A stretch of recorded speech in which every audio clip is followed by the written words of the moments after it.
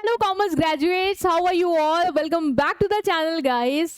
कैसे हो सब लोग? प्लीज कमेंट में बता देना। और आज हम इस वीडियो में जिस टॉपिक को तुम्हारे साथ डिस्कस करने वाले हैं, छोटा सा टॉपिक है, वो होने वाला है तुम्हारा बिजनेस लेवल स्ट्रैटेजिक प्लानिंग। सो कुछ यूनिवर्सिटी में ये टॉपिक है और जिसमें है मैंने प्लेलिस्ट में डाला है, और जिसको और पढ़ना है वो प्लीज पढ़ लेना क्योंकि ये इंपॉर्टेंट टॉपिक है और पेपर में आता है। ठीक है कि अगर आपको ये प्रॉब्लम है कि आपके पास नोट्स नहीं है सारे एक जगह, है ना, अभी मैं भी दे रही हूँ तो इधर उधर घूम गए, एक जगह सारे notes, short crisp note, memory trick के साथ, लास्ट डे रिवीजन क्या करना है, प्रीवियस ईयर के कौन से क्वेश्चन है जो मुझे पढ़ने चाहिए जिससे पेपर बनेगा, लास्ट डे क्या पढ़ के जाएंगे, एग्जामिनर पैटर्न क्या है, अगर ये सब चाहिए एक जगह एक नोट में, तो बेटा आप डिस्क्रिप्शन में जो लिंक दिया है वहां से ले सकते हो। चलो, बिजनेस लेवल स्ट्रैटेजिक प्लानिंग क्या होती है ये तुम्हारी निहारिका दीदी आज तुमको समझा देगी।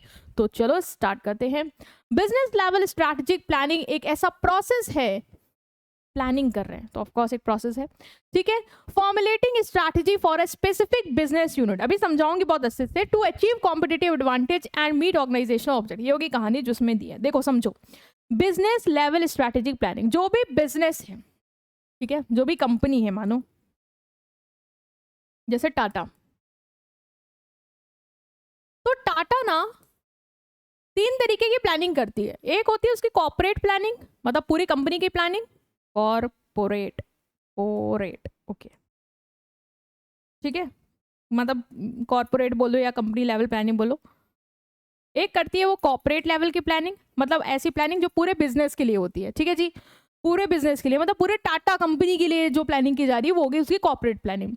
दूसरी होती है उसकी बिजनेस लेवल की प्लानिंग। बिजनेस लेवल में मतलब मैम, बिजनेस लेवल मतलब बेटा तुम्हें भी पता है टाटा जो है वो बहुत सारी चीजों में डील करती है। टाटा स्टील हो गया, ठीक है, टाटा का वो जूडियो हो गया, ठीक है, टाटा का और भी वेंचर्स हैं, तुम्हें पता है ना सारे, वो सारे भी हैं। तो उन सब एरियाज में भी इलेक्ट्रॉनिक्स एंड ऑल, सब में उसको प्लानिंग करनी होती होगी। तो जब स्पेसिफिक बिजनेस टाटा का, जैसे टाटा स्टील अपनी प्लानिंग करे तो उसे बोलेंगे बिजनेस लेवल की प्लानिंग। टाटा वो हो गया, क्या कहते हैं उसे, क्लोथिंग ब्रांड्स एंड ऑल, जब वो अपना प्लानिंग करे तो उसको क्या बोलेंगे, उसको बोलेंगे हम टाटा की उस लेवल, उसकी बिजनेस प्लानिंग, है ना। रेस्टोरेंट की प्लान करेंगे तो हम बोलेंगे उनकी रेस्टोरेंट लेवल बिजनेस प्लानिंग। तो मतलब स्पेसिफिक जो टाटा के बिजनेस हैं जब वो अपनी अपनी प्लानिंग करेंगे तो उससे हम बोलते हैं बिजनेस लेवल स्ट्रैटेजिक प्लानिंग। समझ गए बिजनेस लेवल की प्लानिंग क्या होती है? ठीक है, ओके। तो ये तुम्हें मोटा मोटा समझाना था। और एक हो गई जो उसके बिजनेस अपने अंदर प्लानिंग कर रहे हैं वो। तो यहाँ पे मतलब आ गया आपका कि डिपार्टमेंट, बेसिकली जो उनके डिपार्टमेंट है बिजनेस के अंदर जो अपनी प्लानिंग कर रहे हैं वो, जैसे मार्केटिंग वाला अलग, सेल्स वाला अलग, ठीक है, ये लोग जो अपनी अलग अलग प्लानिंग करें वो। तो हम ना बिजनेस लेवल वाली यहाँ पढ़ने वाले हैं। बेसिकली कंपनी के जो अलग अलग डायमेंशन है, एरिया है, जो वो अपनी अपनी प्लानिंग करे, अलग अलग सेगमेंट, जो भी बिजनेस है उसका, टाटा का स्टील वाला अपनी प्लानिंग करे, टाटा जूडियो अपनी प्लानिंग करे, तो ये होगी तुम्हारी बिजनेस लेवल प्लानिंग। ये समझाना था। बिजनेस लेवल स्ट्रैटेजिक प्लानिंग एक ऐसा प्रोसेस है जहां पे हम स्पेसिफिक बिजनेस यूनिट, जो मेरी स्पेसिफिक बिजनेस यूनिट जैसे टाटा स्टील, वो अपनी क्या करें, स्ट्रैटेजीज फॉर्मुलेट करें। स्ट्रैटेजीज बेसिकली कि कॉम्पिटिटर से हम क्या बेटर दें, किस प्राइस में ऑफर करें, हम क्या प्रमोशन टेक्निक अपनाएं। जब उस चीज़ों की वो स्ट्रैटेजिक प्लानिंग करती है, स्ट्रैटेजीज बनाती है, ताकि वो कॉम्पिटिटर से आगे निकल पाए, उन पे एडवांटेज गेन कर पाए और अपने गोल को अचीव कर पाए। गोल है टाटा स्टील का मार्केट सेल बढ़ाना। अब मार्केट सेल बढ़ाने के लिए, कॉम्पिटिटर्स को पीछे करने के लिए वो बहुत सारी स्ट्रैटेजीज बनाएगी।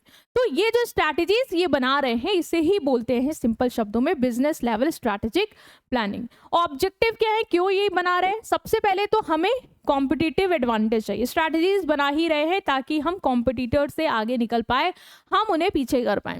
तो स्ट्रैटेजी ना हेल्प करती है हमारी ऑर्गेनाइजेशन को कि हम बेटर कॉम्पिटिटर से परफॉर्म करें। उसके लिए हम जो भी कॉम्पिटिटर्स कर रहे हैं उससे अच्छा करें, कुछ इनोवेशन करें, कुछ प्राइस में डिस्काउंट दें, ऑफर्स निकालें। नेक्स्ट इज, इससे क्या होगा, कस्टमर सेटिस्फाइड होगा। ऑफ कोर्स आप फोकस कर रहे हैं कि आप कस्टमर को अच्छी वैल्यू दे पाए, उनको अच्छे प्रोडक्ट दे पाए, तभी तो आप कॉम्पिटिटर से उनको ला के अपने पास बुला पाएंगे ना। कॉम्पिटिटर के पास वो ना जाए आपके पास, तभी तो आएंगे। ठीक है।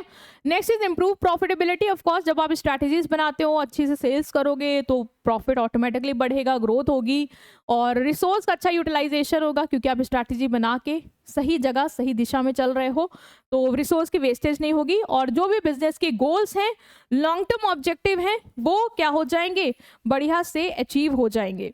ठीक है, तो बस इतना ही तुम्हें यहाँ पे पढ़ना था कि स्ट्रैटेजिक लेवल प्लानिंग क्या होती है, ठीक है, और बिजनेस लेवल स्ट्रैटेजिक प्लानिंग क्या होती है और ये क्यों की जा रही है। ठीक है, तो बहुत ही छोटा टॉपिक था, आई होप समझ गए हो। वीडियो को लाइक कर देना, चैनल को सब्सक्राइब कर देना, मिलेंगे नेक्स्ट वीडियो में, ठीक है, नेक्स्ट टॉपिक के साथ। Thank you.